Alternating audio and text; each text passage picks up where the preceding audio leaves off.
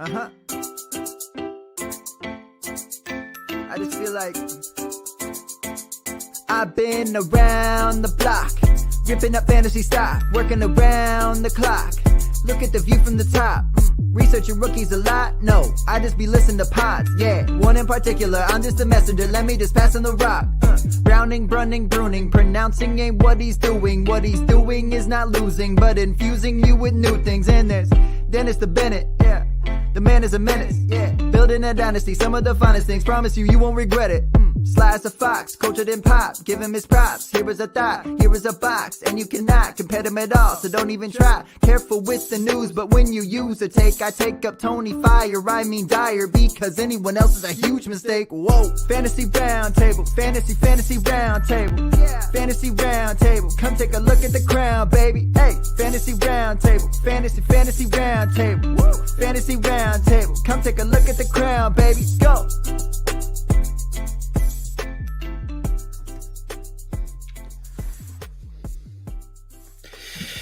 Well, hello and welcome to another episode of the Fantasy Football Roundtable podcast. My name is Matthew Fox and I'm joined by Dennis today. Matt Bruning is not with us today. If you have been following his saga on Twitter, you know he is still recovering and we wish him the best, and we will try not to shame him as we run the show with just the two of us today. We are part of the Pigskin Podcast Network. Wanted to let you know that right off the top. A lot of great podcasts on that network and in all the networks associated with us. You can find them under the hashtag TPPN or at PigskinPodNet. So I encourage you to check that out. Before we dive into a busy championship weekend, Dennis reminded me the Senior Bowl was actually firing up. And we have a few other news and notes that we'll try to do better than Schefter on. Dennis, how has your Monday been? My Monday's been good. It was up to 28 degrees today, so that was nice. But I hear we're getting an inch and a half of ice on Thursday, so I got that to look forward to. Yay, airlines. Now I'm having a good day. I'm pretty excited. I'll be on Sirius XM channel 87 with Mike Dempsey on Football Diehards tonight. I'll be on around 11 o'clock. You can join Mike at 10. If you don't get enough of me on today's Fantasy Football Roundtable, that is. So I'm pretty stoked about that. Just got my new Jackson Smith and Jigba jersey my wife got me for Christmas hung up, so that's looking good and feeling great. So I'm having a great day. And how about you? Doing pretty good. Today is what they call the warm before the storm. We're getting polar vortex air. Today was a nice 62, so I was glad that I was in my office from 6:45 a.m. until a little after 4 p.m. So it really soaked up, being in the basement of a 4-story building, I really soaked up all that sun. But Wednesday, it's supposed to be a high of like 16 and a low of -5, so we're definitely in for a rude awakening. Well, I can relate to that basement stuff. I have a corner office. It's an inside corner across the hall from the other offices that have windows, but, corner office nonetheless. Well, we're going to dive in and take a look at some of the news that's going on. We had yet another coaching hire. Josh McDaniels is fleeing the New England Patriots and agreed to become the head coach of the Las Vegas Raiders. I was told there was a press conference, so it feels a little more realistic than when he supposedly took the job in Indianapolis. But Dennis, what are your thoughts on McDaniels and the Raiders? Well, he seems to have pushed his chips in on Derek Carr. At least he's saying all the right things. They brought a GM from the Patriots with him. So they already have a working relationship. Now it comes down to preparing for the draft. We saw they've got opportunities at wide receiver. So who knows? Really, Jacobs. McDaniels had a spotty tenure in Denver, as you're well aware. He's really been successful as Belichick's offensive coordinator, but frankly, the branches of that tree have not been very fruitful. But that was 10 years ago or more when he was in Denver. So it's been quite some time. I'd like to think he's improved. He's worked on his technique. It'll be interesting to see who he brings in as coordinators. And one thing I know, like one thing I always find frustrating with new head coaches, I get you have a system, but like defensive coaches come in and they're like, hey, we're going to switch from a 4-3 to a 3-4, but they don't have personnel to run it. Or we're going to go from a zone blocking to a man blocking, and they don't have the personnel to run that on the line. And so the teams really struggle. Not that saying you don't want to implement your system, but at some point you have to figure out, I think coaches need to do a better job transitioning if they're going to change a system that drastically. So we'll see who he brings in. Yeah, and I would say probably the biggest hardship that he had when he was in Denver was not, I'm going to say he wasn't an incredible coach on the field, but it was probably the player personnel management that really kind of bit him in the end. And it's nice that he is bringing one of his guys from the Patriots. So, maybe he's learned a little bit from that. The good thing for him, they don't have any real star wide receivers for him to ship off. That seems. Are you picking on me and my Brian Edwards love? Is that what that is? No, I was just thinking. My Zay Jones love. I was just thinking about when he came to Denver, he made sure he shipped Brandon Marshall out. That was the first thing he did with to replace him with Jabbar Gaffney, and all he's got is a room full. Maybe he'll go get N'Keal Harry, try to bring him back to life. But no, it's interesting. What's been really interesting is, I don't know if you read, the early reaction from players wasn't gushing or excited about their new coach, but more sort of lamenting what happened to Rich Bisaccia, which is an interesting. But how much of that is media framing? I mean, you look at it, Bisaccia, he really rallied the team. And it's easy to say, I feel like he earned the shot. Mm-hmm. But often, and I think most often, we've seen that the interim coach becoming the head coach doesn't typically work out. And they went through a lot. It was easy to galvanize a team and bring them all together based on the challenges they were facing. I mean, it was either going to fall completely apart or they were going to rally around each other. And Derek Carr is a rally around each other kind of guy, rah-rah kind of guy in that regard. So there were some of those pieces in place. I think Bisaccia has earned an opportunity to be a head coach. And I suppose in a perfect world, I would have liked to have seen him get it there. But I can understand Mark Davis wanting to, he loves a big splash. And McDaniel certainly fits that. Well, and it certainly seemed like that's what he was going to be going for all along. He really made no secret. Probably the only surprising thing is that it wasn't Jim Harbaugh, because that seemed to be who he was kind of courting. New Vikings coach Jim Harbaugh? That would be the most fascinating, because the two places that seemed most logical for him to make the jump were the Raiders and the Bears, who both have filled their openings.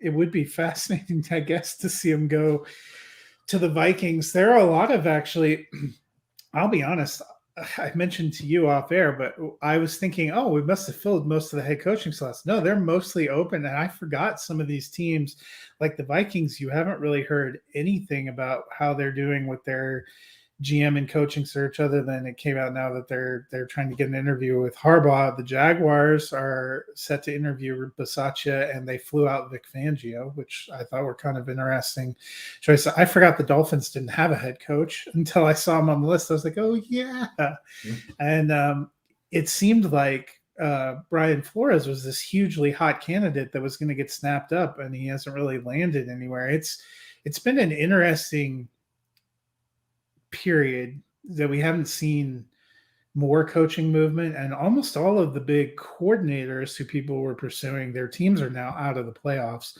So it's going to be interesting to see what happens with Leftwich or with a Bieniemy, some of these guys who have a chance to interview. It'll be curious to see where it goes. Yeah, Bieniemy is probably the most curious because I know he's had one or two interviews, but I would have expected he'd have had a lot more. We'll see. Yep, we'll see. Well, one piece of news we got this weekend that may or may not be true is, it started to have some rumblings when we were on air on Friday, but it seemed like on Saturday, Adam Schefter all but guaranteed that Tom Brady was retiring. Tom Brady has been less sure that he's retiring. In fact, I heard, I listened to Sirius XM, and he has his show Monday nights, probably right about now when we're on the air, where he does his weekly radio show with Fitzgerald and Jim Gray. And their advertisement this week was him explaining all the reasons why he hasn't decided to retire. So, what do you make of this situation? It seems like Schefter's credibility took a real hit with all this. I think it was initially broke by Rick Stroud, who was a Buccaneers reporter, and then confirmed by Schefter. When players of that magnitude retire, they want to do it their way. And with Tom Brady, he's probably as much of a media presence now as he is a football player. At least the split has been getting narrower and narrower. And so I feel like there's some part of it where he had confirmed it with the expectation that it would get sat on, but somebody leaked it, or maybe it was supposed to leak at a certain point so some of it could get out there. But I feel like the announcement was really going to be today. I don't know. I haven't listened. I'm doing this, so I'm not listening to the show. So we'll see what floats across the Twitter mentions here in a little bit while we're talking.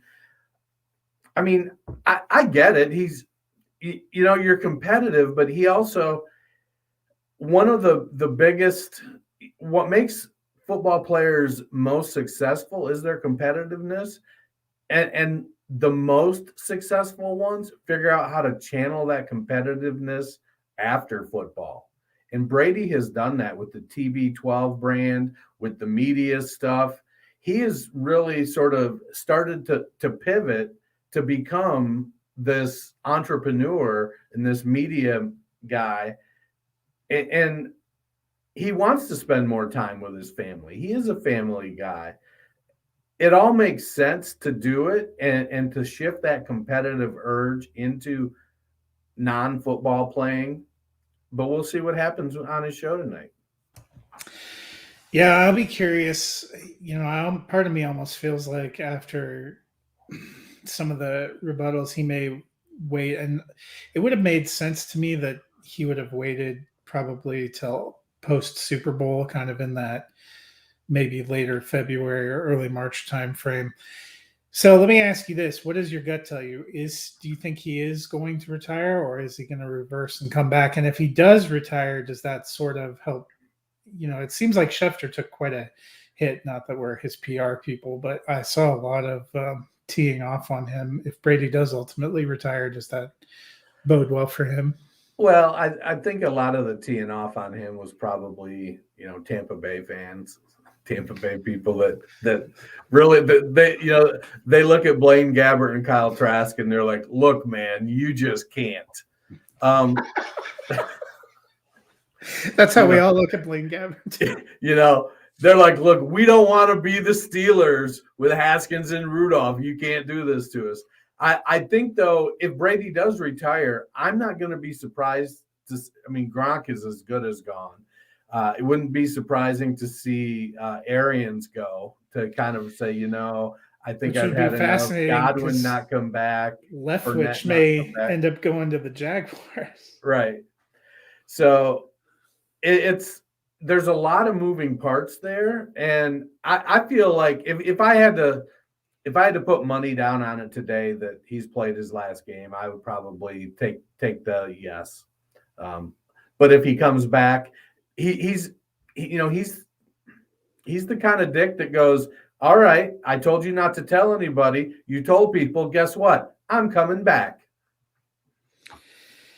See, part of me thinks that he he was leaning towards retiring, but wasn't like 100% set, which I feel is like is a little bit what happened to Peyton Manning, kind of in the wake of that Super Bowl. We all thought he probably was going to retire, but he said he wanted to take some time and to think about it. And these guys, competitive, being a football player has been part of Brady almost his whole life, going from high school to college and more than 20 years in the pros. So it probably is a lot to think about. I felt like at the end of the season when we asked these questions that it felt like to me he might come back for one more year, kind of a farewell tour year. Right. I still think that ends up happening. Okay. But we'll see. At this point, nothing in the NFL or anywhere else should surprise us. No. Well, one thing we definitely know is happening is the Senior Bowl, and things started to heat up. I believe the Senior Bowl is Saturday. Yes. Getting my dates in there. I figured they picked the week between actual meaningful NFL games. I don't really consider the Pro Bowl any kind of a meaningful NFL game. But the Senior Bowl is kicking off this week. And Dennis, you've been following all the latest news. Why don't you tell the people some things you are looking out for this week? Well, it's really surprising that all the top quarterbacks showed up at the Senior Bowl this year. I think that kind of tells you a little bit about what the general consensus is on this class. There is no Josh Allen, Baker Mayfield, no, Matthew Stafford. That's the consensus number one pick kind of guy. So you got Pickett, you got Howell, you've got Malik Willis, Carson Strong, Desmond Ridder, and a couple guys I'm looking at is like in my tier 2 right now. I have Carson Strong. He's a big quarterback out of Nevada, started for 3 years, completed a high percentage of his passes, has a cannon arm, and not mobile at all. Like he's like Tom Brady mobile. Already at 22 years old. So I want to see, can Carson Strong manipulate the pocket? Does he have pocket presence? I mean, you don't have, not every quarterback has to be, Justin Fields type of athletic or Jalen Hurts type of athletic to be successful in the NFL. You can still be a pocket passer and be successful. So I want to see, can Carson Strong stand up in the pocket, manipulate the pocket, playing against some pretty good players. The second guy I want to see is, how will Malik Willis handle the step up in competition? He played, was he at North Dakota State too? Is that where he was? He was at one of the directional schools out there in the plains, upper plains. Talking about Malik Willis? Oh, no, he was at Liberty. Yeah. Liberty, yeah. So, I want to see him play against some better competition and see how he handles that. While he's very athletic and has a really good arm, he hasn't typically looked to run, but he also hasn't played a lot of really, really strong competition. So he's been able to kind of stay back and not have to figure that stuff out. From the running back standpoint, I'm interested in University of Cincinnati and former Alabama transfer Jerome Ford. I've got 2 guys on the list here, Jerome Ford and Abram Smith out of Baylor. And it's funny because when I first wrote my note, I was like, Jerome Ford, he came in a little smaller than expected. And then I looked at Abram Smith and I remembered him playing against Ole Miss. I'm like, that dude looked like a hoss. And they're like almost exactly the same size. And so it was like, maybe he's not that small. Ford was like just under 5'10" and 209, and Smith is like 5'11" and a quarter and 211. Both of those guys, I'm curious to see, is Ford gonna be able to pick up the blitz? Can he catch the ball? He's got pretty good speed. He was a good enough player coming out of high school that he was recruited by Alabama, and then he transferred to get playing time. Abram Smith out of Baylor is a really intriguing prospect. He ran with a lot of power in that Ole Miss game, put up 172 yards. He was a senior breakout, but when I went back and looked at you look at his stats, and he had virtually no stats the first 3 years, but he was playing linebacker. And it's like, wait a minute. No wonder he didn't have much stats. He was playing linebacker and special teams, but he rushed for like 1,600 yards as a senior at Baylor. Jalen Tolbert out of South Alabama. Again, it's another guy I want to see, can he make the step up in competition? He's got good size, good speed. An interesting prospect to me from the wide receiver spot is Christian Watson out of North Dakota State. He's a big guy, 6'4", 221, I think. We've seen quarterbacks translate better to the NFL out of some of these schools, but we also see a lot of wide receivers that make the transition into a role. Antonio Brown out of I think he was at Western Michigan. Some of these small school guys.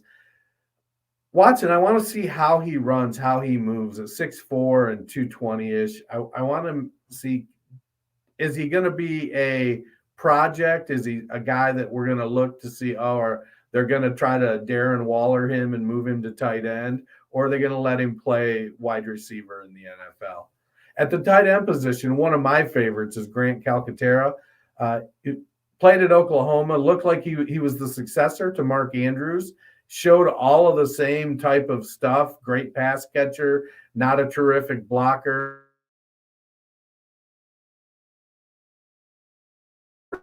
A little bit smaller than Andrews, 5'2", 255.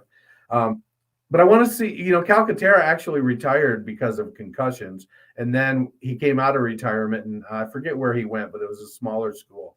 But I want to see, is he going to make that transition to that H-back, that receiving tight end, and be able to be as productive as someone like Mark Andrews? And I know that's asking a lot. And the last guy I'm interested in is Trey McBride out of Colorado State. He came on and was really sort of lighting it up a little bit this season. But again, he's another guy, only 6'3", 248 pounds.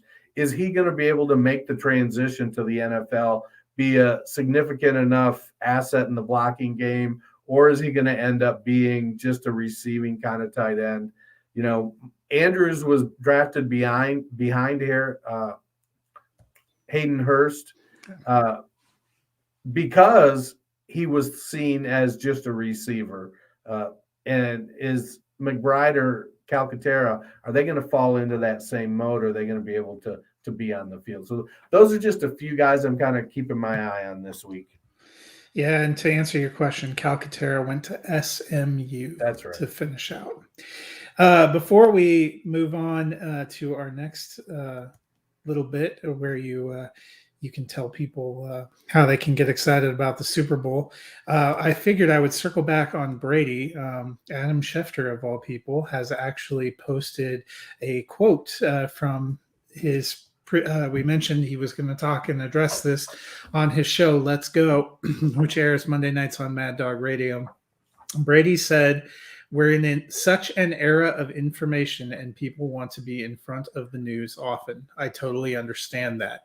I understand that's the environment we're in. I think for me, it's literally just day to day." So not exactly an unequivocal no, but not a yes.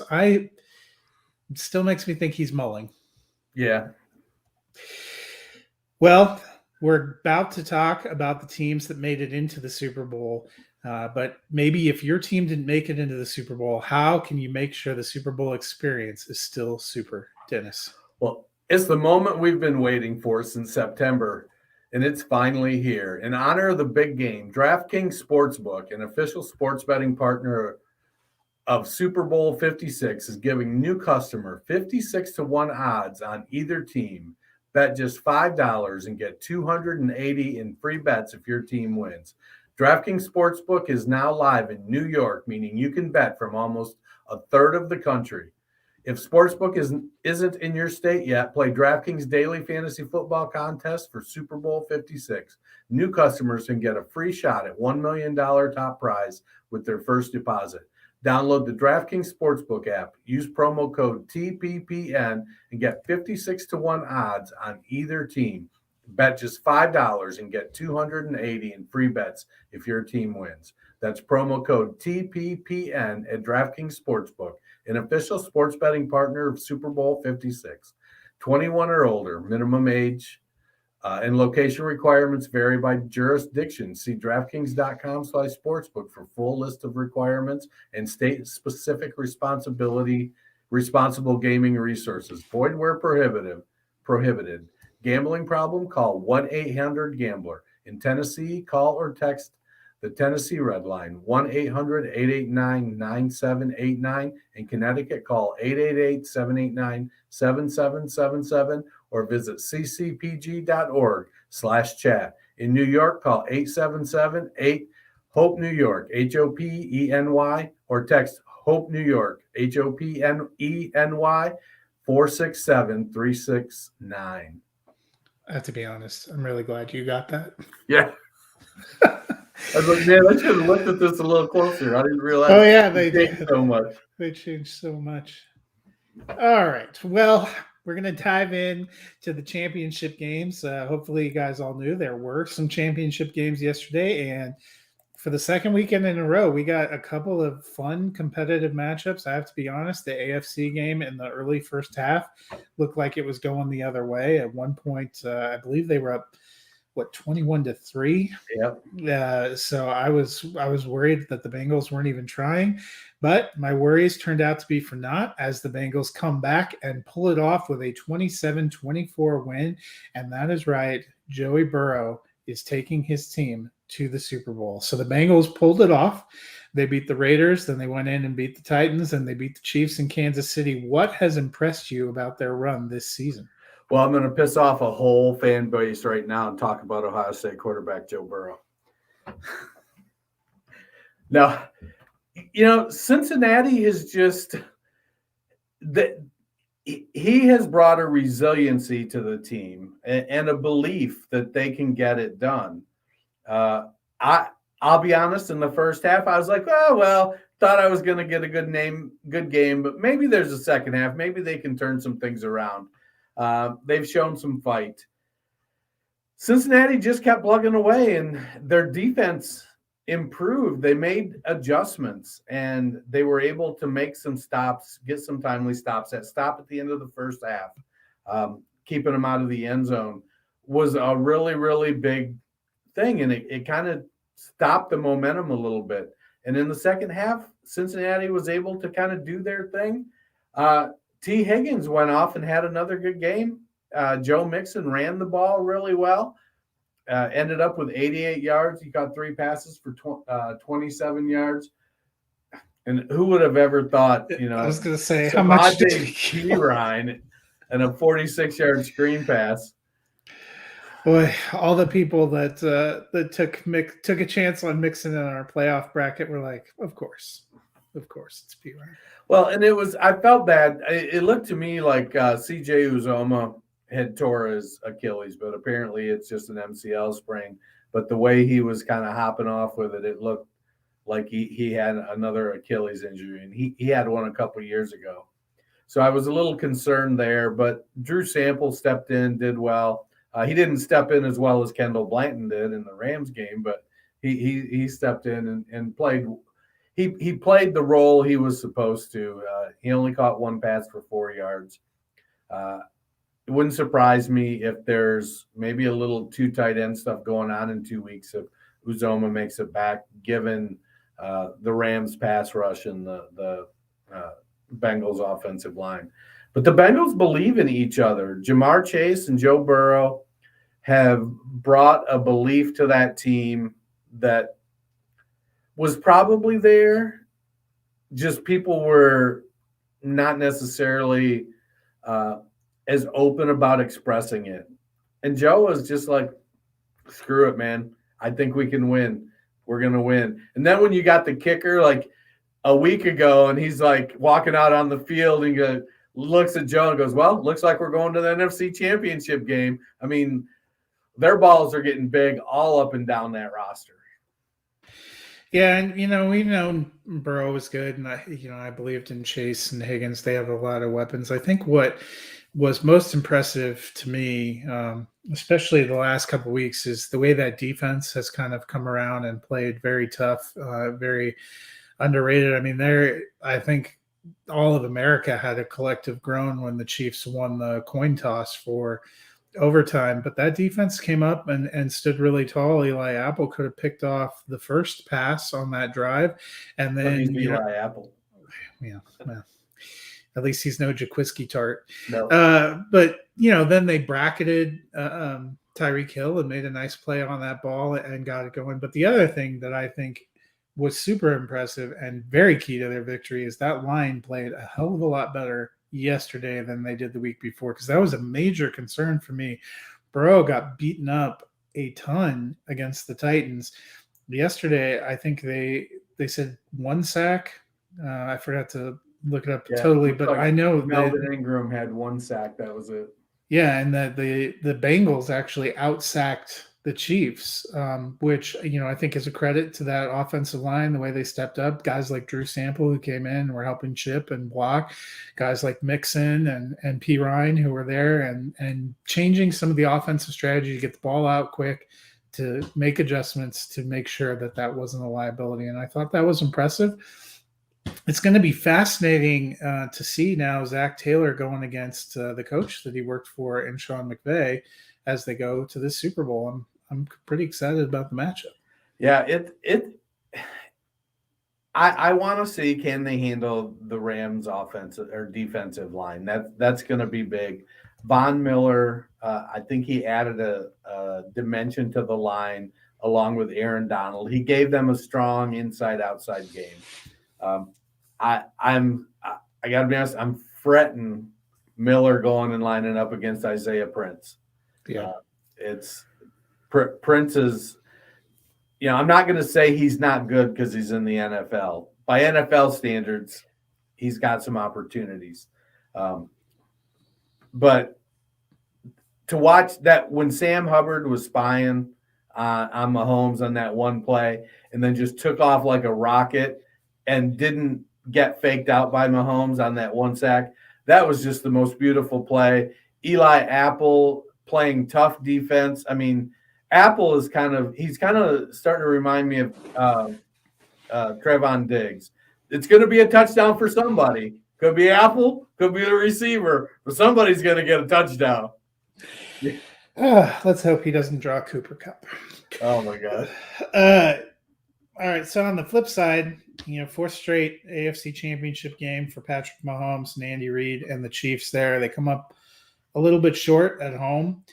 It seems like they're still one of the powers in the AFC, but we definitely saw during the regular season the gap between the Chiefs and other AFC teams closed down quite a lot. We had mentioned going into the playoffs how they had lost to each of the other division winners during the regular season, end up coming up short here. Where do you see the Chiefs going next season?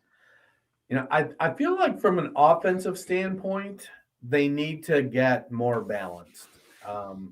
They got lucky with McKinnon coming on this year, but I think, it's Kelsey, it's Hill, it's Mahomes playing YOLO ball. And they need to get more consistent so that, or more balance, so that other teams can't just sort of shut one person down. Byron Pringles started to step up this year, and he was doing pretty well. Maybe he'll be the guy next year, but I think he's going into his 5th or 6th year. So I don't know. I'm not looking for a Brandon Lloyd type breakout. But I think they need to get balanced. They invested a lot of money and a lot of resources in their offensive line this year. I think they need to hold it together and continue to improve. And then they need to just keep building on their defense. They got pressure on the quarterback all season, but they didn't get a lot of sacks. So if they can start to convert that pressure into sacks, that defense will take pressure off the offense, and that will allow them to be able to play a more complete game.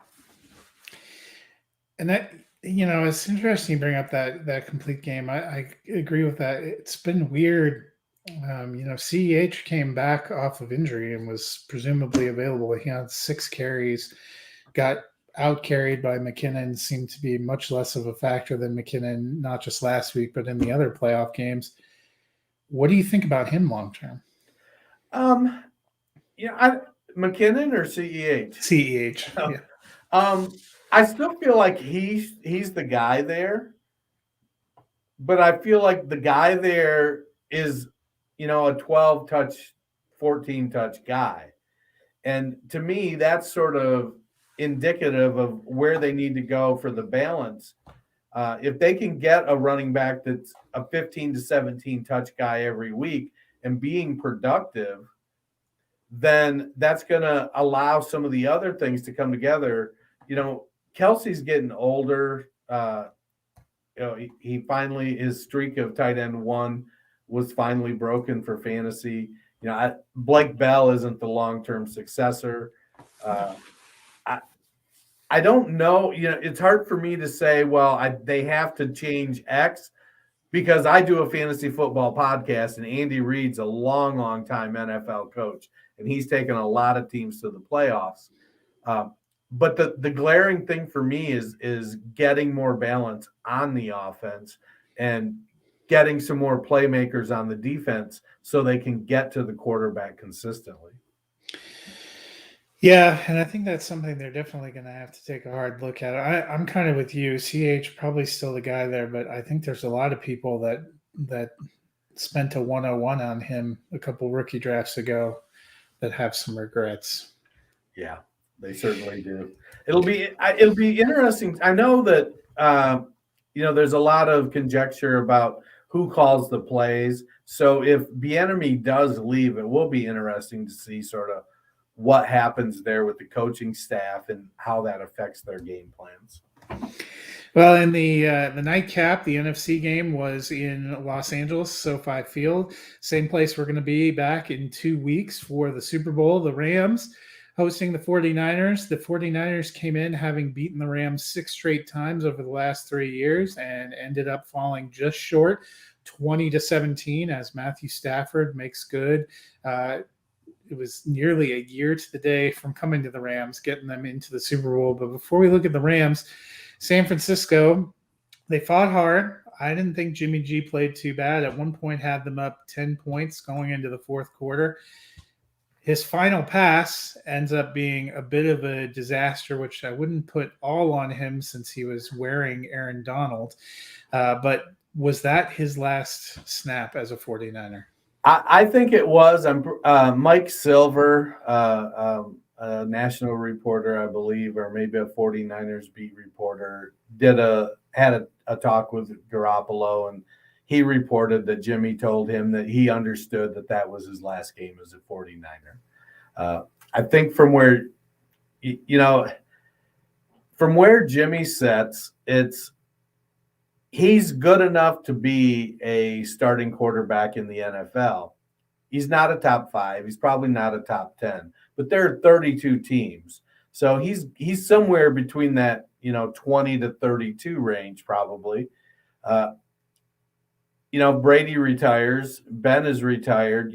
There's going to be some opportunities for a veteran quarterback. New Orleans is going to have opportunities. It's just a situation that he kind of shot him. He's just good enough. It's like are you familiar with the Peter principle? That part where you get promoted, you get promoted up until the level of your incompetence. That's where Jimmy G is. He's a good quarterback. He comes in, he plays well, but there's a point where he just needs to take another step, and he just doesn't have that other step. Whether that was because there was too much pressure from the Rams line, so the offensive line let him down. Whether it was his thumb, he stated that every throw he had pain in his thumb. We know that the fact that he came back, I do believe that he put the team in the best chance to win over Trey Lance this year. But I also believe that in the 49ers world, it's widely understood that he's on his way out the door, and Trey Lance is the starter from, as soon as free agency hits. I mean, it feels a little bit like the situation that Mahomes had his first year behind Alex Smith. Yeah, I thought he played pretty well. I thought he played pretty well in the playoffs too. I'm still curious that they didn't do any specialty packages for Lance or any kind of interesting wrinkles in their offense. They played it pretty straight. I'm with you. I think Jimmy G ends up starting somewhere in 2022, but definitely not in San Francisco. On the other side, the Rams and Stafford made a Super Bowl. You could see, I don't know if you watched the post-game press conferences, you could see kind of how much it meant to him and when they were showing his wife up in the stands. What are you expecting from the Rams? They could become the first team to win the NFC Championship game and Super Bowl, both at their home stadium, and the second team in a row to win a Super Bowl at home. I picked the Rams and the Browns preseason. Only one of those two teams made it. I was a year early on the Browns. The Browns were my pick to win, but when the Browns went out, I sticking with the Rams. It was a little disheartening to see their running game not perform very well. I suppose one of the things they've got going for them is they're going up against Cincinnati, who can give up some runs. But they've got Cooper Kupp. They've got Odell Beckham. Beckham looked great yesterday. Cooper Kupp does Cooper Kupp stuff. Kendall Blanton stepped up when Higbee went out and just played outstanding. So if they can run the ball, we know they've got a great defense with Miller and Donald and Jalen Ramsey. It's probably best if they get a safety back so that Eric Weddle doesn't have to play safety.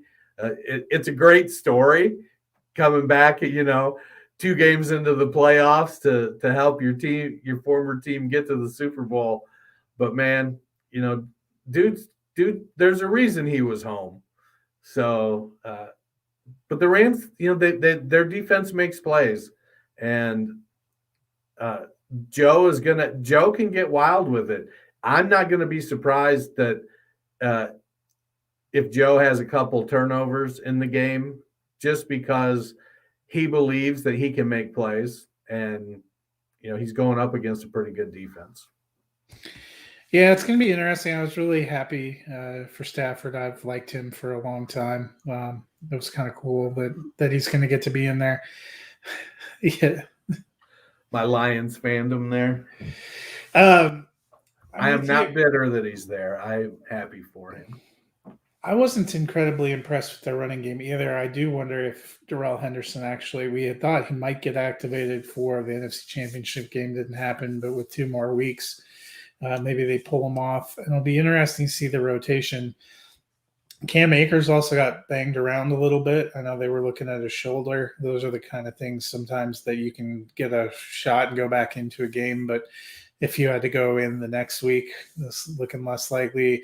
You mentioned too, Higbee. They're the other, both Super Bowl teams lost their starting tight end at some point in those games. Have to see if he can come back. But I liked what I saw from Blanton. Really seems like OBJ is settled in and has a great rapport with Stafford. I mean, I thought that was one of the better games I've seen from him. And I know we're just digging the knife into Browns fans right now, but one of the better games I've seen from him in probably 5 years. Yeah, he looks great. Here's and it's going to come off as crapping on OBJ, and probably rightfully so. It's great. He caught 9 passes for 113 yards, but Cooper Kupp caught more passes for more yards, and Kupp got all the touchdowns. And it'll be hunky-dory, but if the team starts to struggle and OBJ's still not getting the touchdowns, then you're going to get another video from his dad about where he's open in the end zone. I don't know, man. I was probably the most impressive thing to me for OBJ that game was nothing that he did during the course of the game. It was seeing him go over and give a hug to Deebo Samuel and talk to him after that game. I thought that was a classy move. And, I know when all that happened midseason with the Browns, our friend Matt didn't think that was all on OBJ. We'll see what happens. I think if they win a Super Bowl, that's going to cover over a lot of things. Personally, for me, I'm super pumped to see Von Miller. I love Von, and I'm going to be pulling for him and Matthew Stafford. And I'm excited. Hopefully, I just want the Rams offense to actually look like the Rams offense, not like the last time they were in the Super Bowl. I put up a total of 3 points. Well, they don't have Jared Goff, and they're not going against Bill Belichick, so. Well, Dennis, we've been looking at two teams that built themselves into winners. How can our fantasy friends spend this offseason building their teams into winners? It's interesting because the two teams kind of did it different ways. One spent all their draft picks to get veterans, and the other one used all their draft picks to get young studs. You can use the Dynasty GM to help you dominate your Dynasty league. The Dynasty GM from dynastynerds.com is the tool you'll need to get the job done. It integrates seamlessly with your MFL, Sleeper, Flea Flicker, and FFPC leagues. Use the league analyzer to identify your team's strengths and weaknesses. Use the trade calculator to put together league-winning deals. The player shares tracker keeps track of your rostership. So when you get those stinkers on your team, if you're like me and play in 20 leagues, sometimes those guys get lost and you're like, oh, wait a minute, I've got Brady and Gronk on the same team that I thought was a competitive team. Oh, no. Get exclusive rankings and more. Use code ROUNDTABLE, all one word, ROUNDTABLE, for 15% off the monthly or annual subscription. You can bundle it with the Dynasty bundle the Dynasty GM with the Nerd Herd to save even more. You get the Nerd Herd. We're in rookie draft season, getting ready for rookie drafts. Go into the Nerd Herd and look at the Dynasty prospect film room. You can see cut-ups on all the rookie offensive players that are coming out, wide receivers, quarterbacks. Watch a full game in 6 to 10 minutes of just about any player. See every play from every game, not just the highlights. All right. Well, before we get out of here today, we wanted to touch on a couple of housekeeping things. The first is, this is our 498th episode. Whoa. And you know why that really matters is because next Monday, when hopefully all three of us are back together, reunited, and it feels so good, we will be celebrating our 500th episode. Can you believe it, Dennis? I can't believe it. It's wild when we started talking about it a couple months ago about when, oh, wait a minute, I think we're coming up, and we started looking and we finally narrowed down how many shows we'd actually done. It's like, wow. And Matt, the first season, Matt did 4 shows a week by himself. So it was crazy. So you can expect next week, as we begin Super Bowl week, we'll do some fun stuff, but we are going to have a little bit of a celebration and some fun, and there may even be some special prizes and giveaways. So we want to encourage you all to tune in live next Monday as we hit 500. The other thing that I wanted to make sure to update before we go is the playoff competition. No, we have not forgotten. Yes, I have been scoring it every week. We have one more round to go, which is the Super Bowl. But since almost all of us picked Cooper Kupp, it's really going to come down to which Bengal you picked and whether that Bengal can have a career day. Because right now, Eric Jonathan, I hope I'm pronouncing that correctly, is in the lead, 527.36 points.